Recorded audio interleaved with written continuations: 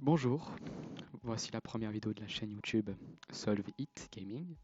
Aujourd'hui, je vais vous apprendre quelque chose de très important pour tous vos jeux solo. Ça ne marche pas du tout en multijoueur ni en coop, à part dans certains cas comme le jeu que je vais vous présenter aujourd'hui, Repo. Tout d'abord, nous devons commencer par installer cette application. On va donc sur Google et je vais mettre tous les liens bien sûr dans la description. On va aller sur cheatengine.org et nous allons installer CheatEngine. Donc download CheatEngine, ça s'installe rapidement ou pas suivant la connexion internet. Ici on a le point .exe, on peut ouvrir le fichier si on veut bien le voir et l'avoir en grand. Et là on va double-cliquer pour l'installer. Moi je l'ai déjà installé, mais dans votre cas, vous devrez suivre la procédure d'installation en cliquant sur lui donner les droits d'administration et lancer l'installation. Voilà, on fait tout ignorer, surtout ici. Il vous propose d'installer WebAdvisor, on n'en a pas du tout besoin, on va se contenter de tout ignorer. Comme ça, il ne va pas nous proposer les autres pubs. Le produit s'installe et on revient juste après. Notre table de cheat. Ce qu'il faut maintenant, c'est tout simplement installer le fichier qui a été configuré par d'autres utilisateurs. Donc ce qu'on doit faire, c'est qu'on va aller sur la deuxième adresse que je vais vous donner. Dans ce cas-là, ça sera repo, mais le site en lui-même est vraiment très très pratique. Je vous conseille de le garder. Il vous met vraiment toutes les tables possibles. Donc on va dans CheatEngine Download, table. Et là, il y a tous les gros jeux solo qui apparaissent avec leurs tables plus ou moins connues. On voit les téléchargements, etc. Nous devons aller du coup sur le lien que j'ai mis. Nous allons descendre tout en bas. Et là, il montre du coup toutes les options qu'il y a une fois qu'on aura installé. Ce qu'on doit faire, on descend tout en bas. C'est donc ici. Donc là, on va installer la dernière version parce que souvent, ils affinent avec le temps en rajoutant d'autres options. On clic gauche, voilà. L'installation commence, on la voit ici, elle est terminée dans mon cas. On peut l'ouvrir en grand pour bien avoir un aperçu.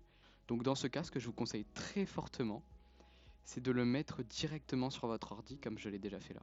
Donc on l'envoie directement là, et voilà, il apparaît.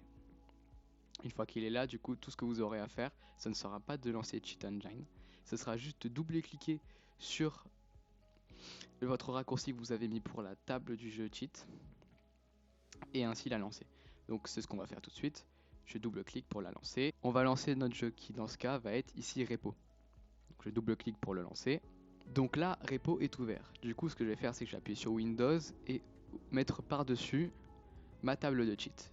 Ma table de cheat ressemble donc à ça. Il y a plein d'options inutiles ici qu'on n'a pas touché. Le plus important se trouve là et là. Donc on clique en haut à gauche. Voilà. Ça nous ouvre ça.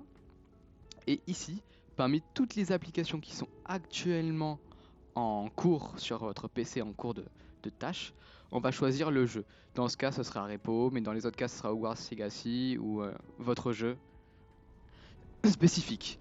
On clique et on appuie sur Open. Là, on fait Yes, si ça vous le propose. Maintenant, on a donc ça.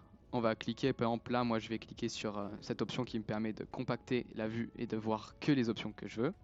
Ensuite, dans le cas de Repo ici, il est setup comme ça, le cheat. Il y aura sûrement besoin aussi, comme ici, de cliquer sur Enable. Ça va ouvrir du coup des croix qui nous donnent toutes les options ici. Donc, dans Repo, toutes les options sont là pour changer les valeurs du joueur, la monnaie, l'expérience, etc. Et ici même, le créateur de la table de cheat nous donne un lien vers son YouTube. Donc là, je vais créer une partie solo, new game. Voilà, je lance et là, je vais bien vous montrer, quand je vais courir, je ne vais pas du tout perdre de vie ni d'endurance, suivant les raisons. Donc là, je cours. Là, je cours, on peut très bien voir en haut, ici, je ne perds pas d'endurance. Je peux ouvrir et tout. Là, je peux sprinter super longtemps, même aller voir le monstre si je veux. Il ne va rien m'arriver. Et plein d'options sont disponibles. Par exemple, si on revient dans notre table, on voit que je peux changer mes valeurs de vie, de stamina. Je vais par exemple du coup activer l'option Everything at 1 million et je vais essayer de trouver un objet rapidement pour vous montrer. Dans notre cas, là, on peut cliquer sur là. Et une fois que l'option a été activée, en le sélectionnant, on voit que la valeur qui devait sûrement être de 1000 $ avant est passée à 1 million. Voilà, donc là, on s'en fiche, on la balance. Donc voilà, ça marche comme ça dans tous les jeux. On a juste à sélectionner les options, à les désactiver au besoin.